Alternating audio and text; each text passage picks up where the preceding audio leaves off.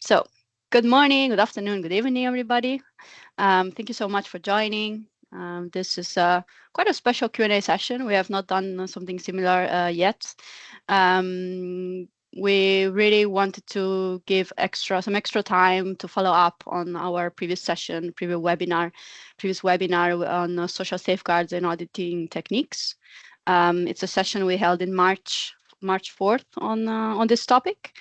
So we just wanted to have another opportunity to sit with you and we can have a conversation. You can ask any questions, but also share any experience on your side, just to all of us to deepen our understanding of the topic. I'll introduce myself. My name is Anna Coglitore. I'm the senior officer in the oversight team at Gold Standard. And with me today, I have 3 colleagues who were also panelists in the previous session. We have Anshika Gupta, she's our Manager Standard Development and Innovation. Jacobo Carrizales is our consultant and standard expert. And Giovanna Da Ponte, she's our Manager Oversight. I will start with a few house rules as usual. We're recording the session and I'll be sharing the recording with you a couple of days after the session, hopefully when we have a link available. I will be sending you an email to all the people who registered. Will be receiving an email with the recording. And if you have any questions, you can use the Q&A box, but also during the Q&A space, you can feel free to raise your hand and ask anything. So that's also nice to connect. Before we start, I'd like to have a little icebreaker, just something to get us going. I'm gonna put a poll on your screen. So I'm gonna launch a poll on Teams. No need to scan anything today. Your answers are anonymous, of course, and we will be using the poll as well in the next part of the Q&A session. So please feel free to keep engaging with us, and of course enjoy the session. Okay, I'm gonna launch this poll now. Very simple questions. Give me a sign if you can see it on screen. Yeah, thank you, Giovanna. Okay, first question, it's very easy. Where are you joining us from? Where are you joining us from? Hopefully somewhere warmer than I am in the Netherlands. It's quite cold here today. And we have this question, and I have another question for you, just to pulse check if you have attended the previous session, or if you watched the recording, also fine. Or if you have not had time to watch the recording either, it's okay. We're going to catch you up in the next in the introduction. And then main takeaway from the session, if you can think of anything. So let's go to the first one.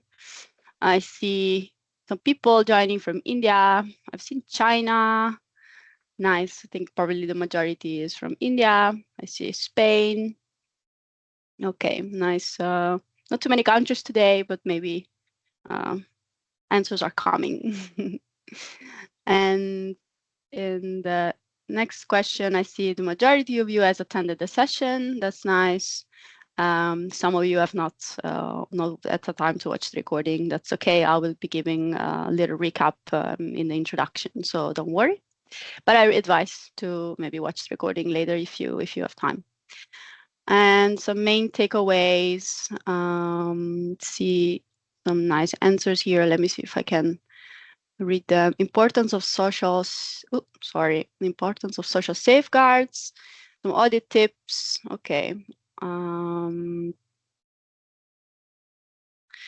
Auditing techniques, assessment requirements, was informative. Okay, very nice. Thank you. New guidelines, quality of final reports. Nice to see that the session actually, that it gave you something that you took away with you, and that's really good to hear. Okay, thank you so much for joining, for participating in the poll.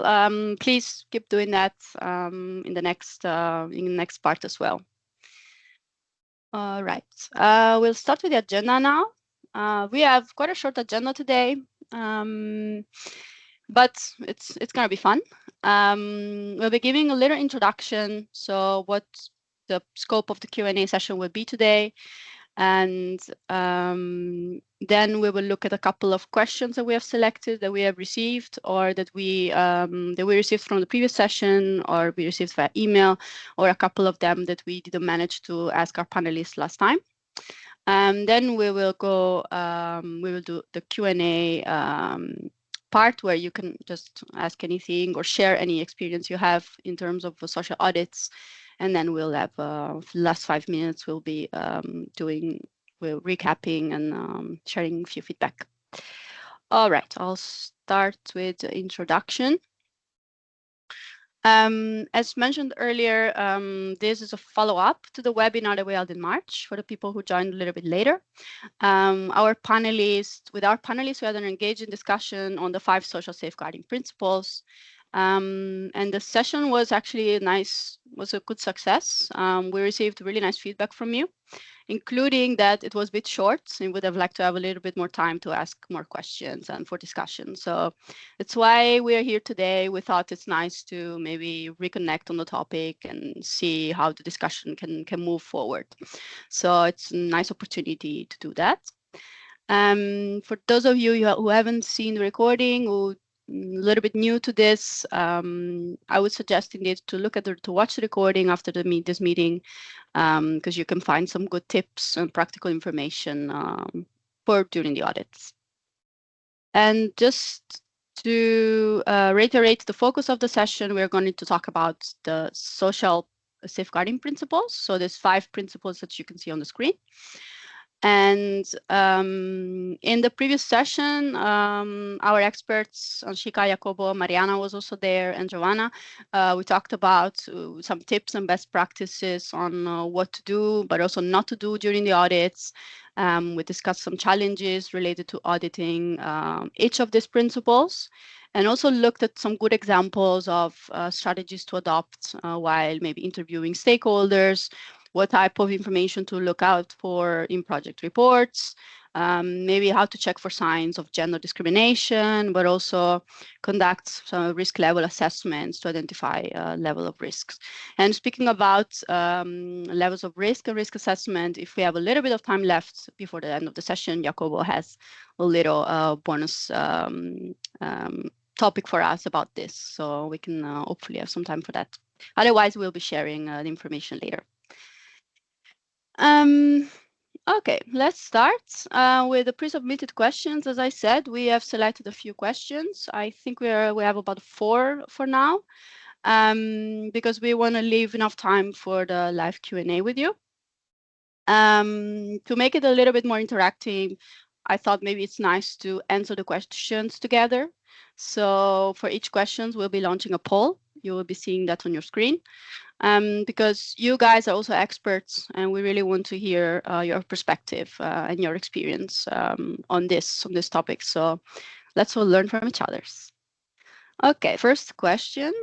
I'm going to launch it on your screen now, so you can give some answers. I will read the question. So, do we need to highlight the discrimination between temporary employees and permanent employees? This one was a question that we received at the end of the previous session that unfortunately we didn't have time to answer. So I thought this is nice to bring it back into the discussion.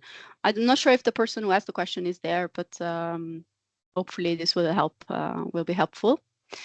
I'm hoping to see, okay, the answers are loading on the screen as well. So we have answer for the majority of you are responding yes, and a little minority responding no.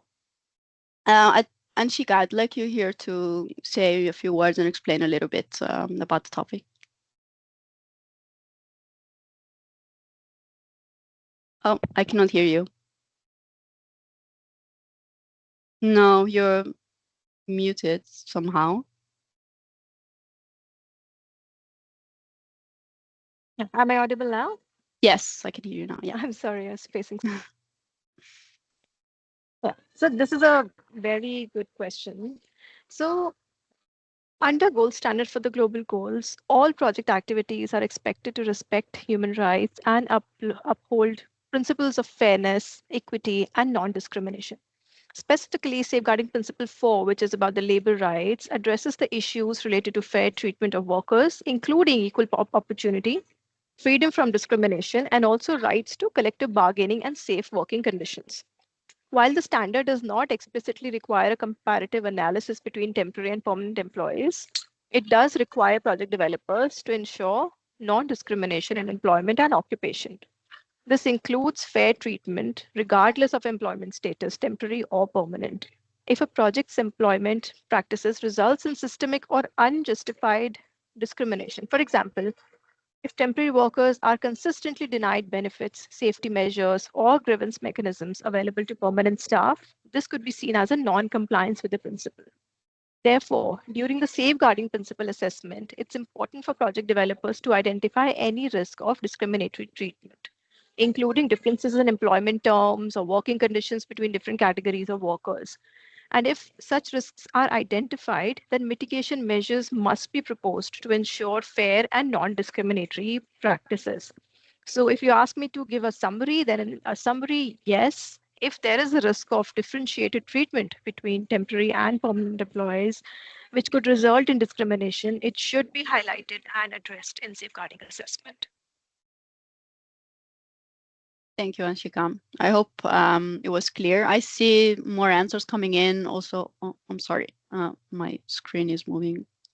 See some more answers, some comments. Maybe we can have a look a little bit later. I don't know if you want to address some of this now.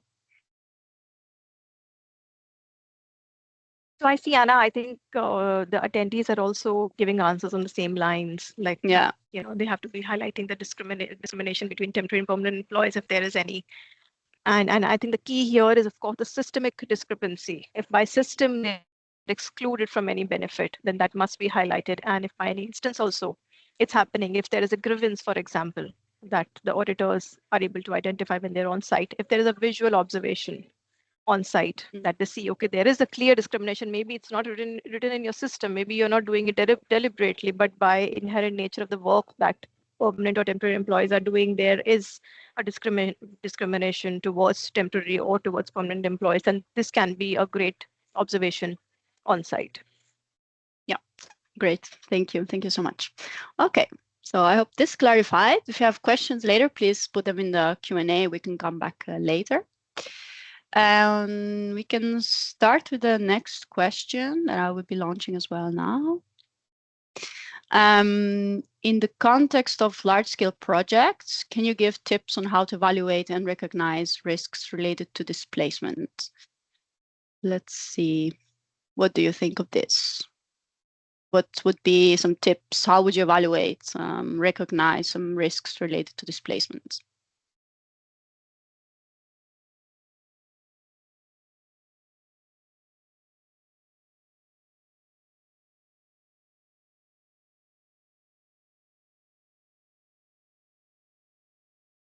Answers are coming in. I think this is loading. Okay, I say yes. Visiting adjacent properties to assess any signs of leakage.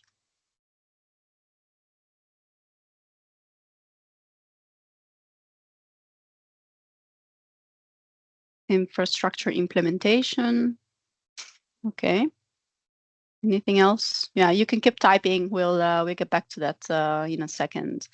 I'd like maybe to discuss this with Jacobo. What do you think of this? What would be your take on this question?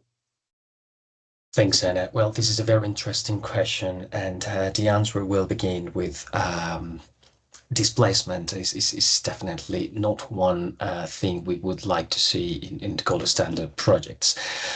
First of all, the term displacement is closely related to safeguarding principle number 4, cultural heritage, indigenous people, displacement and resettlement. Again, we definitely don't want to create a project and this project creating displacement conditions.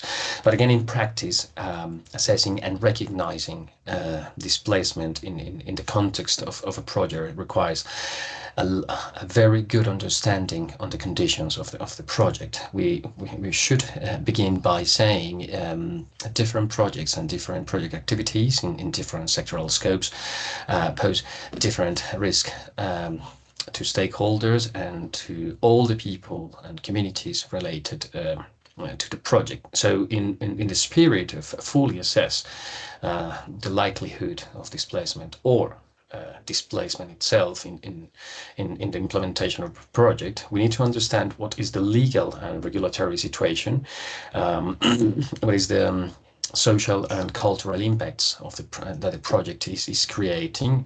So displacement is not just moving one community from one place to another, but creating the conditions of breaking the community ties. So we need to fully understand and we need to expand the definition of displacement in order to provide a good assessment and to reflect this assessment in reporting exercise of the validation or verification report.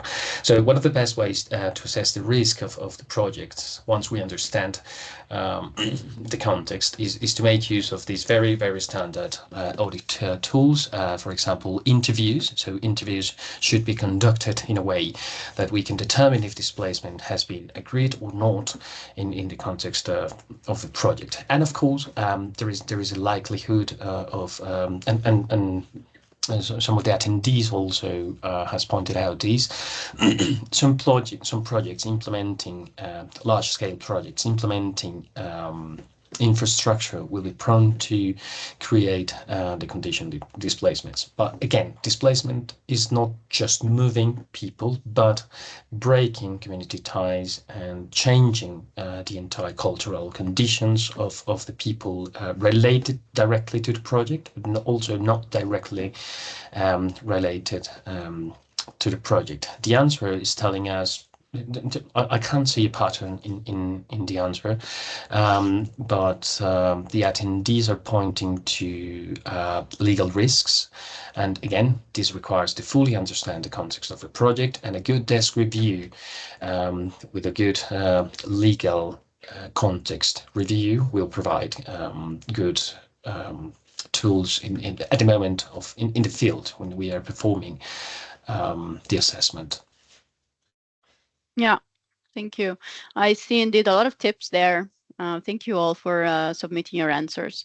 It's all, about monitoring and assessing mitigation and monitoring, talk to neighbors. I like that. Identify overlaps and land acquisition records. Yeah, nice. We'll be sharing this after the session. We will compile sort of a Q&A with answers, and we can share it with you so that we can all look back at all these tips, because I think this will be really, really valuable for all of us. Okay, thank you. In the interest of time, I'm going to the next question, and I'll be launching here a poll for you as well. What are good indicators to determine if gender perspectives have been included in all phases of a project? I think this is a very interesting question as well. And luckily, we have our expert on Shika on head gender. She's an expert on gender as well, so that's really nice. Let's see what you all think about this. I see some answers are coming in, and this is still loading. I see some employment records. Let's see if it's moving. Employment records. Ooh, sorry, that was too fast. Participation, decision making, equal employment records, female employees in manager position. We talked about this indeed, and also in the previous session. The participants list of stakeholder consultation, employee records, stakeholder consultation, salary comparison. What do you think, Anshika? Do you want to elaborate on this? I think we have a few really good answers over here. Participation of women in decision-making, stakeholder participation, employee records, employment distribution among genders, are very, very good answers. So if you ask me, in GS4GAG, gender considerations must be integrated across all phases of a project, not just during design, but also very importantly during implementation and monitoring. There are a few key indicators that help determine if gender perspective have been meaningfully included or not. So the keyword here is meaningful inclusion. It shouldn't be done just to comply with the requirement. The inclusion should be meaningful. And I think first of all that I would like to state is an inclusive stakeholder engagement, just like one of the answers also here that we saw listed. Has the project made an effort to include women and marginalized groups in consultation in ways that are, not only accessible but also safe for them? Has the project developer done that? Secondly, has the project developer done a gender analysis? Has the project assessed the different roles, needs, and barriers faced by women and men in the context of the project? Do they know about that before they proceeded with the project? Third would be the design integration. Have those gender insights being used to shape the project's activities, benefits, or training opportunities? Has this been considered by the project developers? And the fourth and the last one would be the monitoring. Is the project collecting sex disaggregated data and using gender specific indicators to measure progress?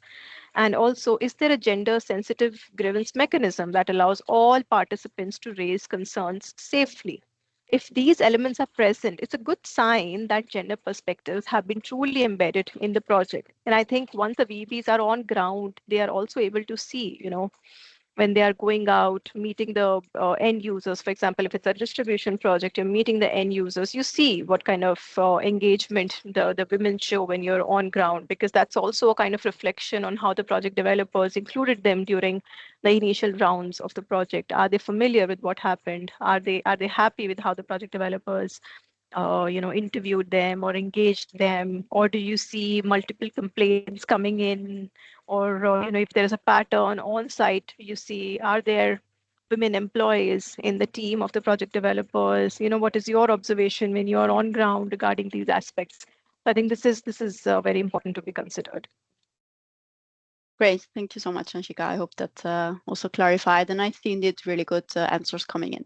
Okay, in the interest of time, I'm going to move to the next question. That's our last question with the poll, and then we will open the floor for Q&A. So the question is, what should be included in the validation or verification reports to show projects meet the safeguarding principles? And I think I'd like to discuss this one with Jacobo. Let's see also what type of answers come in. I'm really curious because you all, of course, write validation verification reports. So what would you include in that? What type of tips do you have for that? We could now maybe start, Jacobo, with answering these questions. Great, Anna. Thanks. Well, I'll encourage all the attendees to give us some insight on your daily routine of writing validation and verification reports. Of course, validation and verification reports need an explicit statement on the matters of fulfillment or not fulfillment of a particular requirement. But then I guess these kind of sessions help to understand why it is important not to stop in the statement and assuring fulfillment or not, but go beyond and provide much more details on two particular aspects. One, the actual assessment process. So was it done through interviews? Was it done through consultation? How it happened? How the assessment was carried out? And then once the assessment is carried out and we reach a conclusion, we need to provide as well in these validation or verification reports, and not just for this particular topic, but for nearly everything. We need to provide what is a statement as well, the narrative on what is the supporting evidence, the objective evidence supporting the conclusion we have reached. And this is kind of an invitation to be very, very generous on explaining the type of evidence and where to find this evidence. And this is kind of an exercise of trying to put yourself in the shoes of a reviewer. How reviewers can conclude that your conclusion is valid. It can only be achieved by assessing the objective evidence. So reports need to be very rich when pointing what's the evidence supporting my conclusion. So in general, yes, we need a statement, but we shouldn't be that succinct when explaining the outcome of an audit. You should, in general terms, to bring the evidence to the narrative to support that conclusion. Great. Thank you so much, Jacobo. I also see more answers coming in, which are also indeed in line with what you've been saying. Yeah, that's super nice. Thank you. Thank you all for answering this. I will stop here for this question because I want to open the floor for you to share anything. Yeah, just please, if you have anything to share or any questions, we're here for that. So please feel free to put it in a Q&A box or just raise your hand. We could just have a conversation. You can think of questions like about the principles or any tips or approaches you want to know more about, anything you've been doubting about, and now we can ask our experts here. But even if you want to share with us some tips on how you handle this one of these delicate topics during the audit, that would be also nice for us to hear your story, hear from you how you do it, some good practices from your side. We can all benefit from. Yes, Bharat, let me allow your microphone so you can unmute yourself. Go for it. Yeah, thank you very much for the opportunity. So I'm having a doubt regarding repeated observation raised by the gold standard regarding the project. So the name of the stakeholders which are written in the report. So why the consent is actually required, or I just want a clarification regarding in which particular standard or which particular document it is mentioned that the consent should be taken, or otherwise we have to provide the different reports. One is confidential and one is public.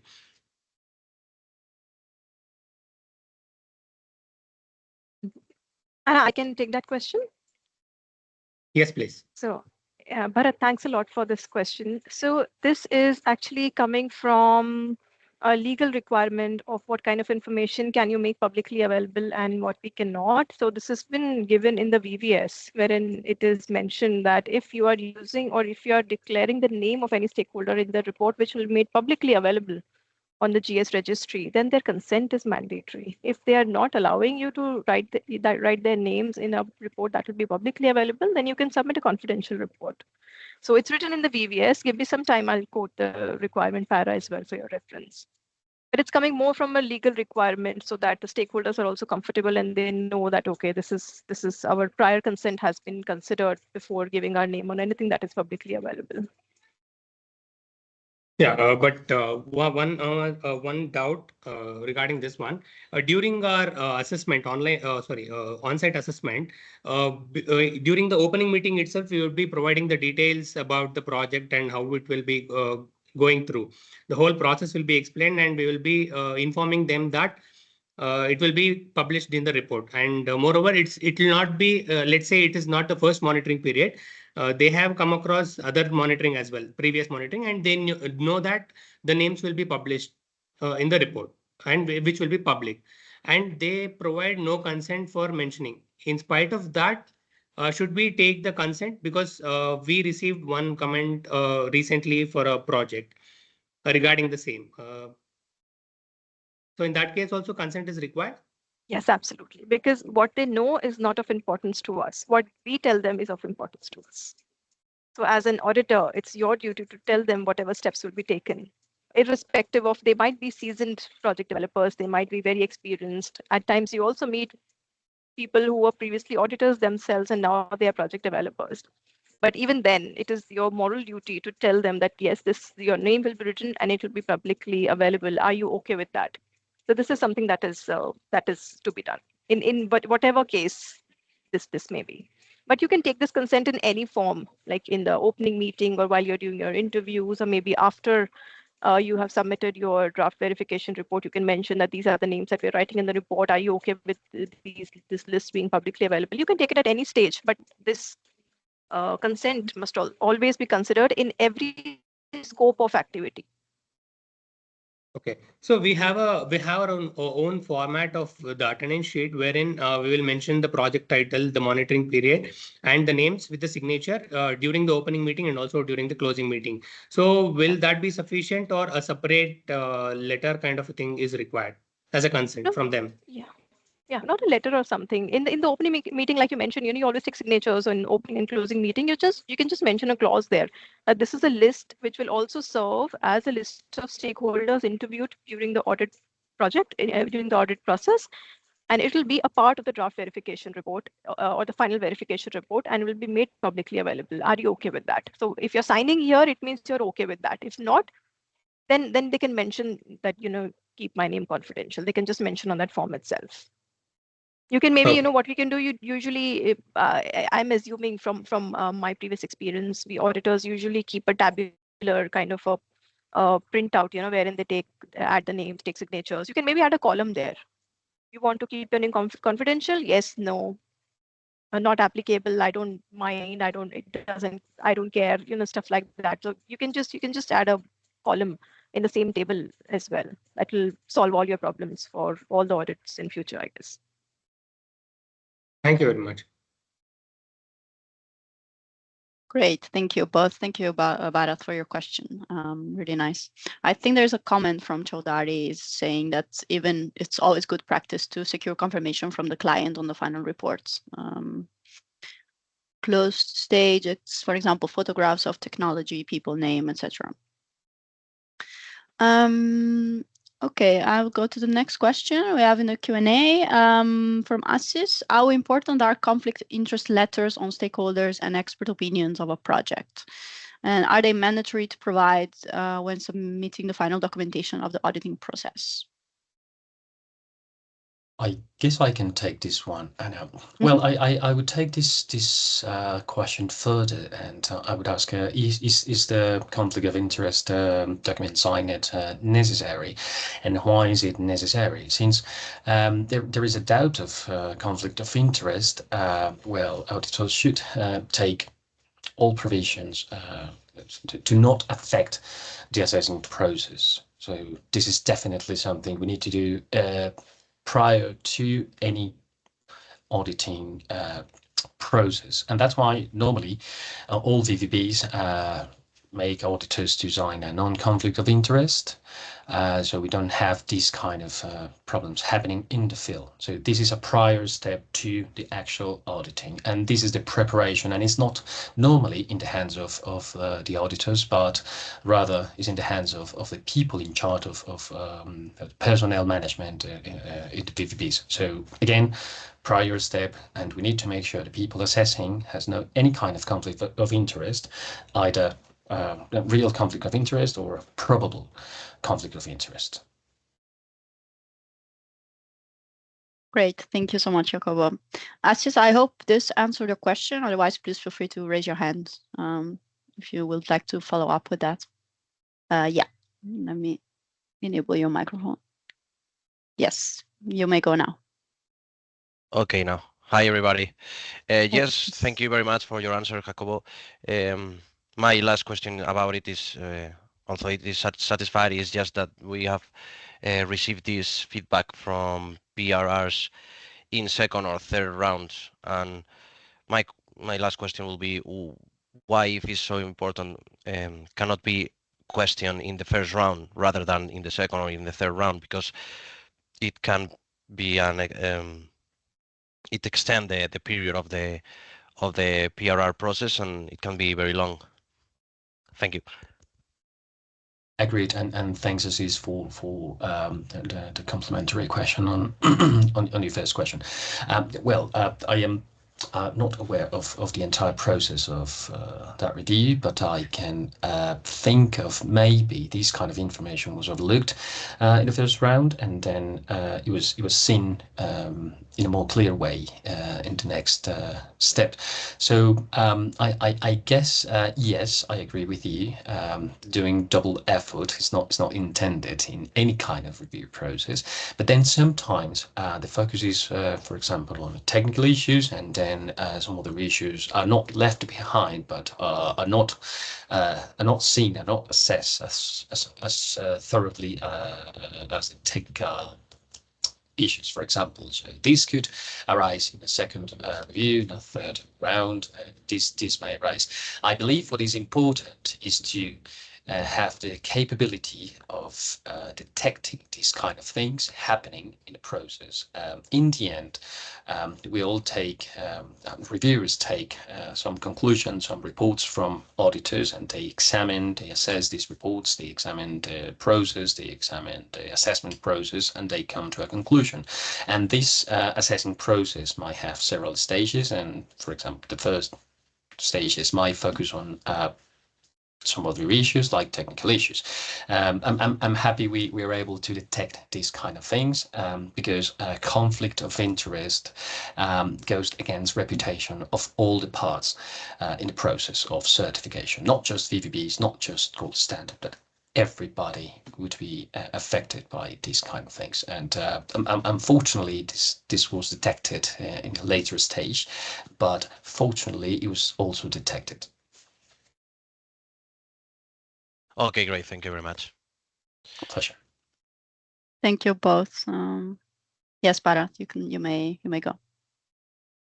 Yeah, thank you for the opportunity. I have one more question related to the SDG assessment during the verification.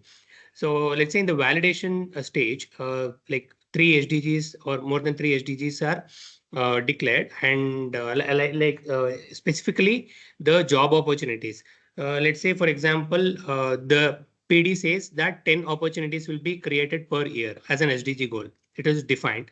During the verification, for example, if the monitoring period exactly is from Jan 1st to December 31st, so we can assess it as a particular year, I mean the calendar year.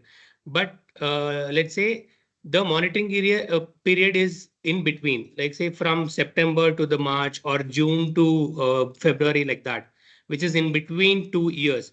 So what's your viewpoint on that? Like how it can be assessed and what can be the target? Whether the same target specified in the validation per calendar year will carry, or how it should be done.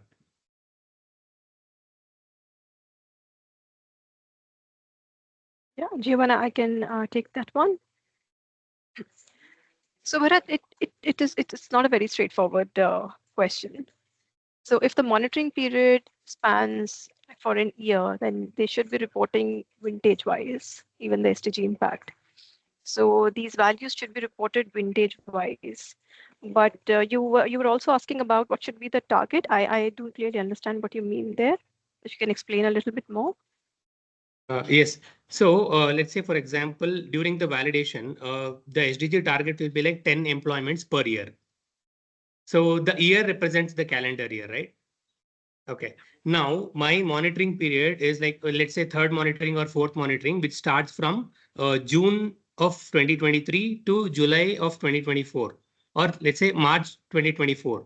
So these dates are not exactly in the calendar year, but the target will be the target will be defined for a calendar year. So should we take the target when we are breaking down into the vintages? So should we consider the 10 employments as specified in the PDD and compare it with that particular 6 month, or should we apportion it and then consider the target, whether it is achieved or not? Because from January to June, they might have created 8 employments, but from June to December, they might have created only 2 or 1, or they couldn't even create an employment. But for that particular year, they have created 8, not for the monitoring period. So there is a dilemma in assessment of this one. Yeah, and that's, I think we need to see the entire picture when we are reviewing such things. Sunil Katuria has raised his hand. Do you have something similar to add on this question, or do you have another question? Anshika, I'm sorry. I will just compliment. No, I want to stay on the same topic because I will rather put it there. What Bharat has pointed out, it is actually a condition. I will say which has been given birth at the time of validation. And it becomes a problem later at a verification stage. Because when we are doing a validation, in most of the cases, the project has not been fully implemented. So the project developer feels that if my project will be implemented, I will have 10 people on the roll. Now, he has to decide whether he is going to 10 people on the roll from the day one, or it is going to be subsequently added during the next monitoring next years. So what normally they do, they show it as a 10 in the first year and keep on repeating that during the next vintages. So I have come across in one of the project where this phenomenon got unchecked during the first or second verification, and where they had shown the employees at 70, but the actual employees were far lower than the 70 in the real condition. So I personally believe this is something which should have been detected at the time of validation, and it should be linked with the implementation plan of the project. That's my view on that. Absolutely, Sunil, your point is very legit. Hugo, you were trying to add something over there? Yes, I guess auditors are at the very end of the pipeline. The kind of situation you're describing is more about how the indicator was created at the time of the design of the project. So I definitely agree with you. We cannot solve issues on verification that should have been solved during the validation. But again, the desire is the projects and project developers design the project and indicators in this particular case in a way they are flexible, but they can also reflect all the implementation of the project. And we all know planning is a whole different activity to implementing in the context of a project. So again, the design of these kind of indicators should be flexible enough to account for delays in implementation, for example, which is very common in projects, especially in large-scale projects, for example. And the role of the auditor is to be aware of these kind of situations at the time of validation. This is key, and that's why validation is so important. Validation tells us if project is capable or not of achieving the kind of goals is trying to achieve. And one way to understand if a project will achieve these goals is through these kind of indicators. And designing indicators in a flexible manner is also key, so we don't have these kind of issues in the future. Thanks, Jacobo. And in addition to that, I would also like to add that in case, like the situation that was highlighted by Bharat, if the monitoring period is not from January to December, but it spans 2 different years, then you may do a pro rata basis assessment as well. For example, the project developer had committed that I will achieve this much within a year. So in 6 months, how much the project developer was able to achieve, that can be assessed on pro rata basis as well. And just what Sunil had raised, which was very legit point, that we have to see that the impact is the real situation. It is not cumulatively added on to the impact verifications as well, and then it turns out to be a summation of all the previous verifications rather than the exact situation on ground. So that we have to be very mindful of. And also what Jacobo mentioned right now, if there are issues in the validation that you identify at verification, the auditors have this authority to raise it to the project developer that this validation was not appropriate. This is something that the project can never achieve. This is not a feasible scenario that was validated. Then the auditors can actually request the project developers to go through a design change. If the situation is really severe, if the auditors think that this is absolutely out of bounds for this project developer, it is absolutely irrelevant, and this must be changed because this will never show a real scenario of the project on ground, or there's something which the project is absolutely not doing and will not do in the upcoming years of the crediting period, then they must be made to go through design change. And if these changes are minor, then it can be done through issuance track as well.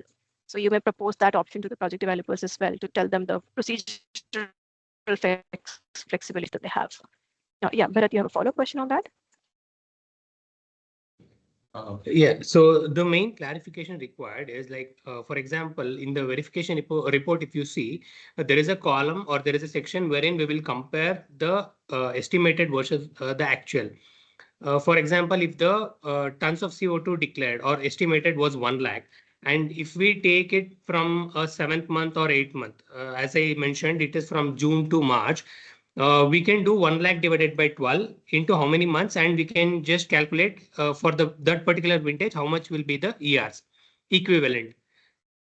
The similar thing, can it be done for the other SDGs like employment or trainings like that? Because the ERs are like the estimated versus the actual. It can be distributed equally throughout the year. It is just a number, and it can be distributed. Whereas the employment, we are not sure whether it is given in any of the month, whether it is given in the first half of the month, or when the requirement comes, or even the trainings are given when it is required only. That requirement, if it is before that particular monitoring period. So in that case, we cannot compare the previous, the validation results with the actual results. No. So only apart from SDG 13, this dilemma is there. So can you please clarify on that one? I guess you got a clarity on what I'm saying now. Yeah. So it is highly contextual as well based on monitoring indicator. But for the examples that you've raised, for example, training, if there is no training that was done in that monitoring period, then you cannot consider it. You cannot say, okay, this was done 1 month prior, 2 months prior to the start of the monitoring period, so we are considering this in this year. No, we can't do that.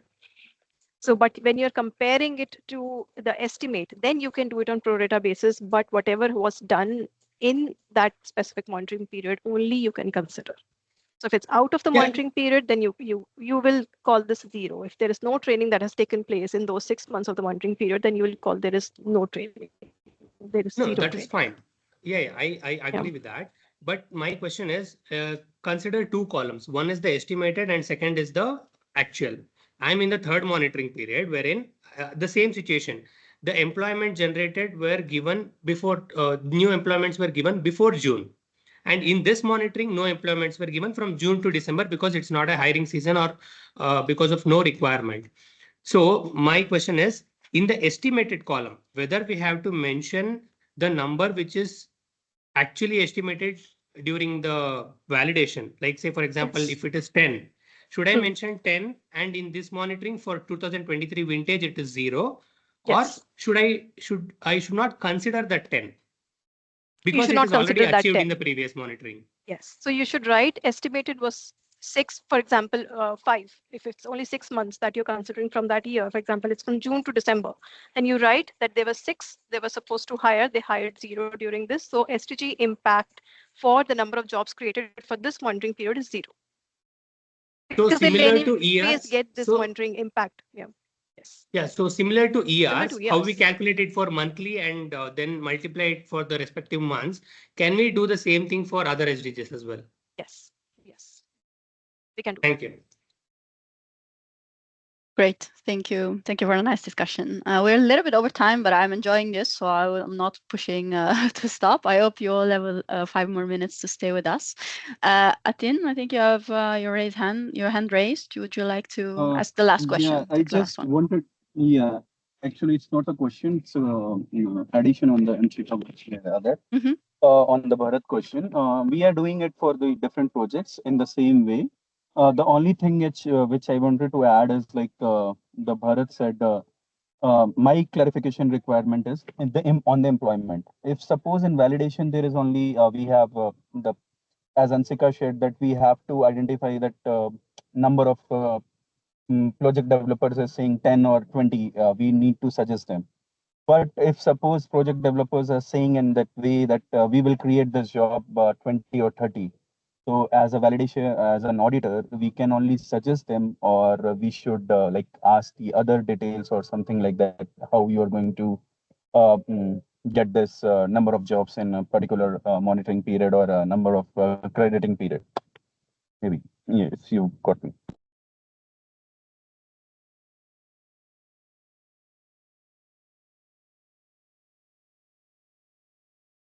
So you're talking about at the time of validation, right?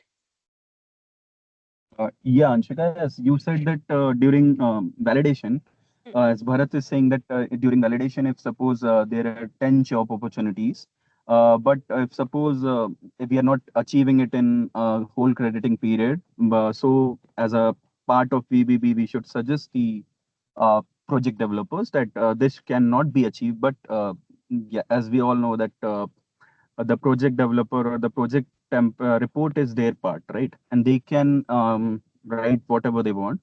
But yeah, obviously it is our job to tell them the right thing. But if still the project developers want that, and they are saying that we will create 20 or 30 jobs, but as a VBB we are knowing that it will not be created. Then in that case, what we need to be done? That's.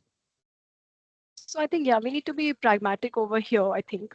If the auditor thinks that, yeah, this is absolutely unachievable, but the project developer says, no, I think I can do it. Otherwise, or if it's not impacting the design or, the true the true situation of the project on ground, then I don't think the VV or the auditors should suggest them to go through an additional process. But if they think that there might be a consequence of this erroneous information or something that cannot be achieved that should not be reported in the PDD, then I would highly recommend auditors go ahead with the suggestion. I think Jacobo is also trying to add something here. Jacobo, you want to come in?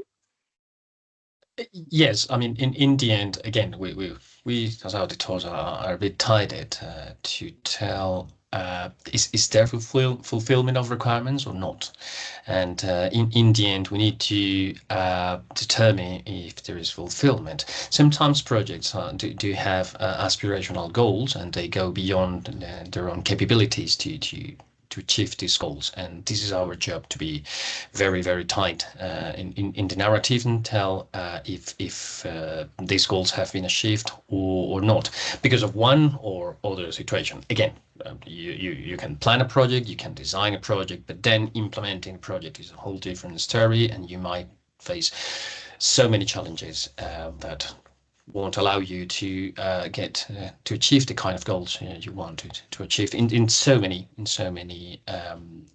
scenarios, not just technical but implementation scenario.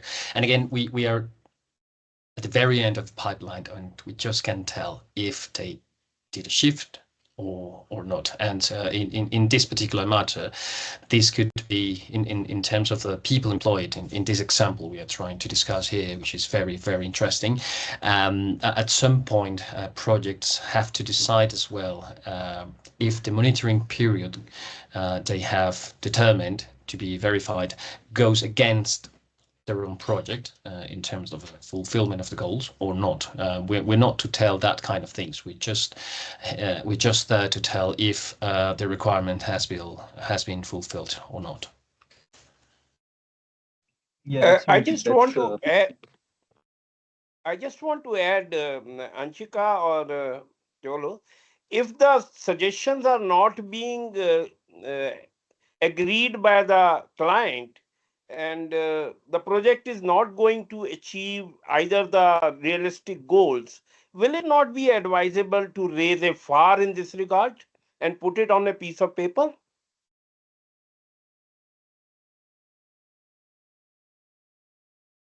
I'll take this one. I guess it's not a question, but a comment out of experience. Yeah. And yes, we do have the tools to let all the auditors know what was happening. And I think this is the kind of discussion we are trying to reach out of these points and out of experience with all the people who's joined these sessions.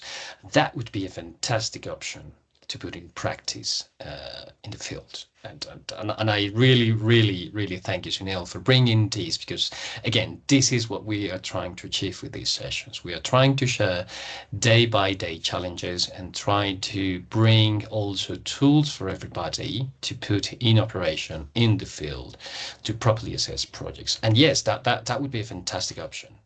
FAR would be really, really interesting, because it doesn't leave the issue behind, but then transfer part of their responsibilities for next verifications. If in this particular case of achieving 8 to 10 people hiring is a goal, and it was not likely, and it was not possible to achieve in the first or second or third monitoring period, it might be happening for the next one. I think Thank Tin you. wants to. Tin, you have 1 minute. Can you make it in 1 minute? Yeah. Yeah, can make it. Last question to Anshika, maybe she can answer well.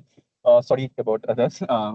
Anshika, I have done many projects on solar, and the project developers has they have given the job opportunities for women as well. But the solar projects are maybe far away from the distance or the cities, but they don't identify the women to be worked there over. So what will be your suggestion over on this? Yep.